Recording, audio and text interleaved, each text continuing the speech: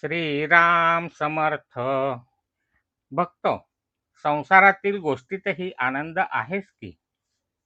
श्री महाराज. नाही कोण म्हणतो, पण तो आनंद कसा आहे?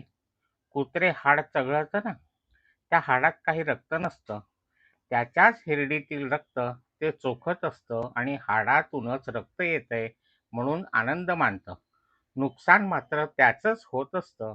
तसा हा आनंद आहे. असला आनंद त्या खऱ्या आनंदाच्या आडच येणारा आहे.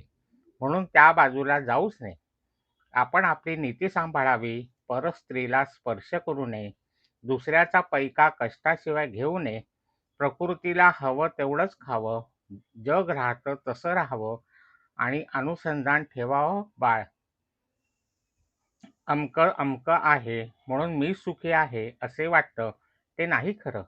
कोणतेही कारण नसताना मी सुखी आहे असं वाटलं पाहिजे. ते सुख खरं. जय श्रीराम. जानकी जीवन स्मरण. जय जय राम.